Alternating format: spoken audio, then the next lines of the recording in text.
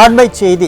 விழுப்புரத்தில் அரசு மகளிர் கலை மற்றும் அறிவியல் கல்லூரியில் பாழடைந்திருக்கும் கட்டிடங்களை சீரமைக்க கோரி 500க்கும் மேற்பட்ட மாணவிகள் சாலை மறியல் போராட்டத்தில் ஈடுபட்டுள்ளனர். கூடுதல் விவரங்களை செய்தியாளர் சுரேஷ் வழங்க கேட்கலாம். வணக்கம் சுரேஷ், கூடுதல் தகவல்கள்.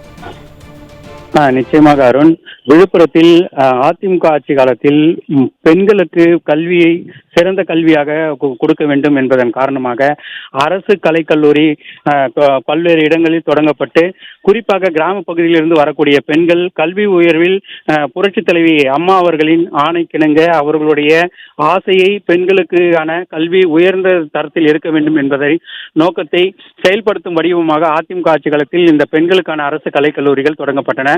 அதனை தொடர்ந்துதான் விழுப்புரம் அருகே உள்ள சாலாமேடு கிராமத்தில் அந்த பெண்கள் அரசு கலைக்கல்லூரி, எம்ஜிஆர் அரசு கலை மற்றும் அறிவியல் கல்லூரி பெண்களுக்காக தொடங்கப்பட்டது.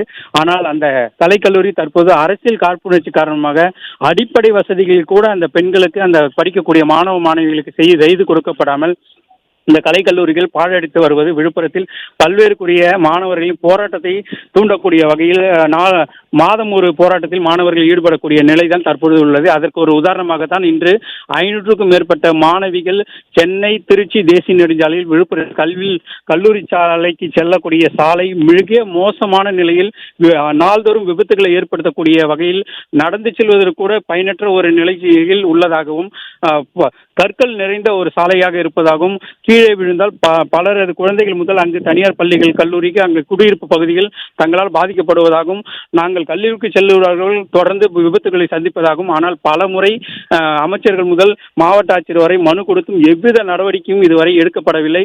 தங்களுடைய கோரிக்கை முழுமையாக நிராகரிக்கப்பட்டு தங்களை ஒரு பொருட்டாக நினைக்கவில்லை என்பது ஒரு பெரிய குற்றச்சாட்டாக கூறி இந்த மாணவிகள் அந்த போராட்டத்தில் ஒரு ஆக்ரோஷமான போராட்டங்களில் ஈடுபடக்கூடிய நேரடி காட்சிகளை தான் நாம் பார்த்து கொண்டிருக்கிறோம்.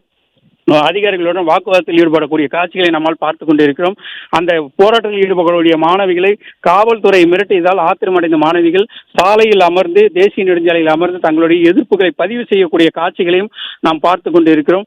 இதற்கு காரணம் தங்களை போராட்டத்தில் தூண்டுவதற்காக அரசு தூண்டுவதாகவும், ஆனால் தங்களுடைய கோரிக்கையை மட்டும் நிறைவேற்றுவதற்காக யாரும் முன்வரவில்லை எனவும் மாணவிகள் குற்றஞ்சாட்டி காவல்துறையினுடன் வாக்குவாதத்தில் ஈடுபடக்கூடிய காட்சிகளை நம்மால் பார்க்க முடிகிறது. அருண், இத்தகைய நிலையில்தான் இந்த பெண்களுக்காக பல்வேறு திட்டங்கள் வாயிலாக கல்வி மட்டுமில்லாமல் பல்வேறு வளர்ச்சி திட்டங்கள் மூலம் தமிழ்நாடு தலை நிமிர்ந்து நிற்பதாக மேடைக்கு மேடை சொல்லி வரும் ஸ்டாலின் இந்த மாணவிகள் பல்வேறு கேள்விகளை தொடுத்திருப்பது குறிப்பிடத்தக்கது.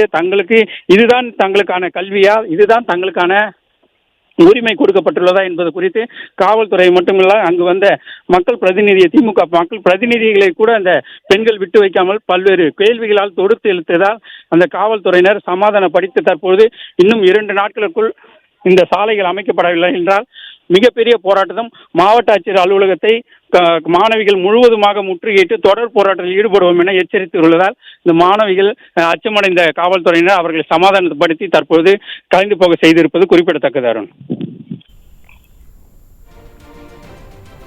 தகவலுக்கு நன்றி சுரேஷ்.